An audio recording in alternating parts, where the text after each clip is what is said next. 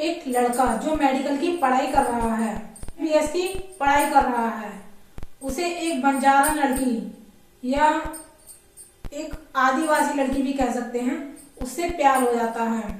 उस लड़की के साथ कुछ ऐसा होता है जो किसी के साथ नहीं होना चाहिए। जो इतना बुरा अपमान उस लड़की का हुआ था, इतना बुरा अपमान किसी का भी नहीं होना चाहिए। नमस्कार दोस्तों, मैं अविका, मेरे चैनल में आपका स्वागत है। अभी तक आपने मेरे चैनल को सब्सक्राइब नहीं किया है तो प्लीज सब्सक्राइब कर लें और साथ में शेयर भी कर दें। दोस्तों, ये कहानी है बिहार के पटना जिले की। सुबह सुबह का टाइम था। कुछ बंजारों की टोली एक स्थान से दूसरे स्थान को जा रही थी। उस टोली में बच्चे, बूढ़े, लड़कियां, सभी लोग थे।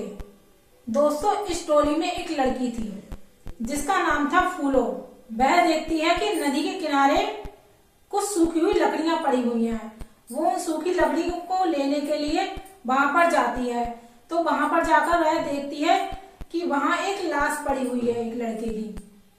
फिर वह जल्दी से उन सूखी लकड़ियों को उठाकर देखती है तो उसकी निगाह एक जो लड़के की लाश पड़ी हुई थी उसके हाथ में घड़ी थी, उस पर जाती है। घड़ी बहुत चमक रही थी। फिर उसे लालच आ जाता है कि मैं इस घड़ी को ले लूं, अगर नहीं लूंगी तो इसे कोई और ले जाएगा, इससे अच्छा मैं ही ले लूं उस घड़ी को। फिर काफी सोच विचार करने के बाद वो उस घड़ी को ले लेती है। फिर उसके बाद उसे उस लड़के की शर्ट बहुत सुंदर लगने लगती है जो बहुत चमक रही थी। फिर जैसे ही वो उसकी शर्ट लेने के लिए खींचती है तब उसे एहसास होता है कि इस लड़के के अंदर जान है। उसे लगता है कि इसकी अभी सांसें चल रही हैं। दोस्तों, बंजारे लोग बहुत होशियार होते हैं। ये लोग दवाइयां वगैरह ही बेचते हैं और जड़ी बूटियां भी बेचते हैं। इस लड़की को इतना तो पता था कि जब कोई पानी में डूब जाता है तो क्या करना चाहिए, उसे कैसे बचाना चाहिए। फिर ये लड़की काफी देर प्रयास करती है और कुछ देर प्रयास करने के बाद लड़के की आंखें खुल जाती हैं और जैसे ही लड़के की आंखें खुलती हैं ये लड़की वहां से भाग जाती है और अपने साथ इसकी शर्ट और घड़ी भी ले जाती है। दोस्तों, इस लड़के का नाम प्रवीण है और ये लड़का मेडिकल की पढ़ाई कर रहा है।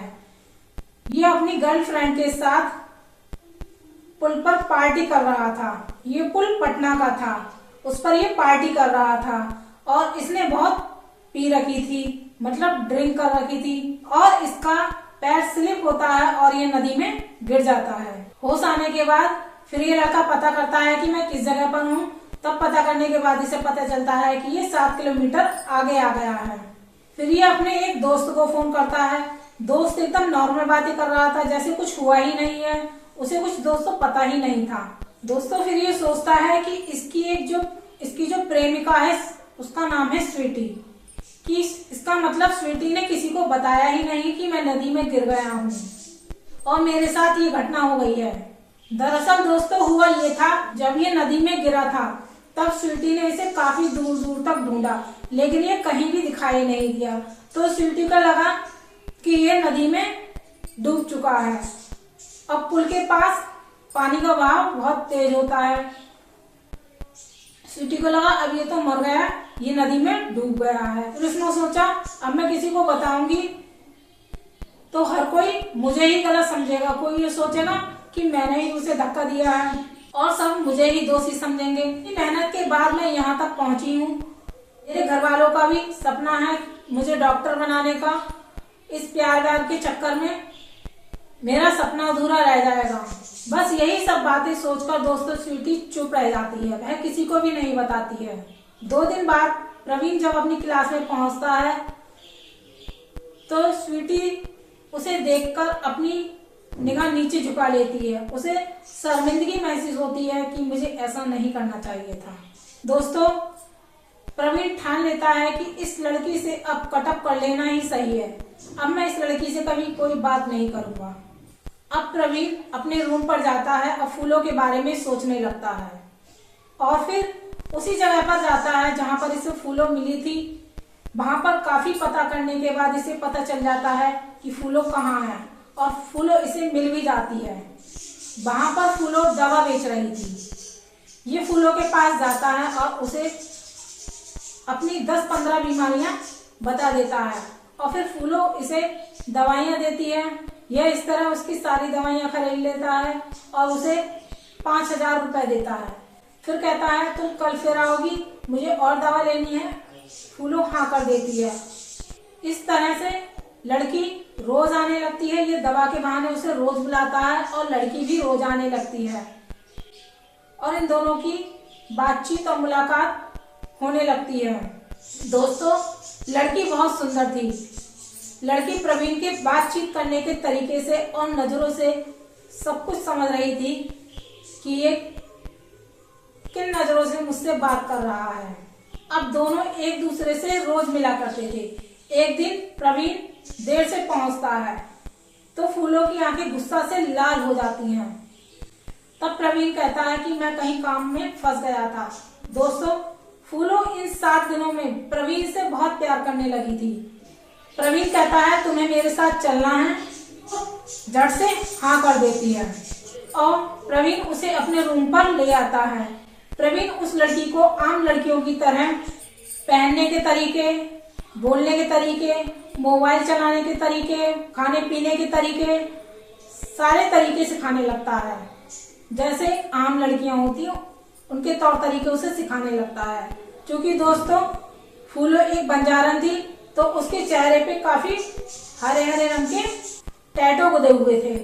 जैसे बंजारन लड़कियों के चेहरे पर टैटू गुदे होते हैं, उसके चेहरे पे भी टैटू गुदे हुए थे।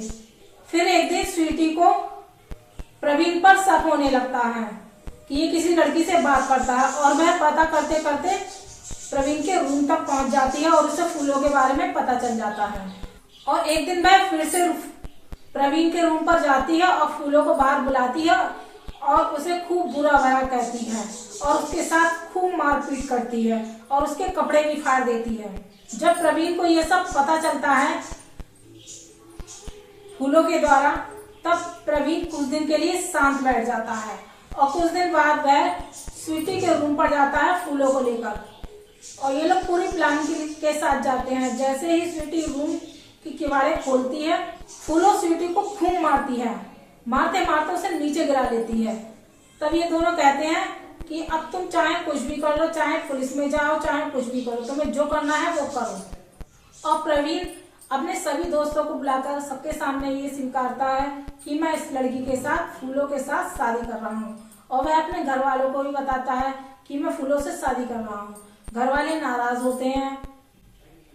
फिर वह सभी लोगों को बताता है कि मेरे साथ ऐसे ऐसे दुर्घटना हुई थी, मैं नदी में गिर गया था और स्वीटी ने किसी को बताना भी उचित नहीं समझा कि मेरे साथ इस तरीके से घटना हुई है।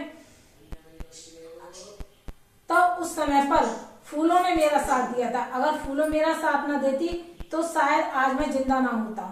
ये सब जानने के बाद प्रवीण के घर वाले भी तैयार हो जाते हैं और उसके दोस्त भी खुश हो जाते हैं। इसके बाद प्रवीण और फूलों एक दूसरे से शादी कर लेते हैं और खुशी खुशी अपना जीवन व्यतीत करते हैं। इस घटना से दोस्तों एक बात तो साबित होती है कि प्यार कभी भी कहीं भी किसी के साथ भी हो सकता है और उसे सच्चे दिल से निभाया भी जा सकता है। इस घटना के बारे में आप क्या कहना चाहेंगे? आप अपनी राय कमेंट बॉक्स में जरूर रखें। कल फिर मिलेंगे एक नई और सच्ची घटना के साथ। तब तक के लिए स्वस्थ रहिए, मस्त रहिए, अपना ध्यान रखिए। जय हिंद, जय भारत।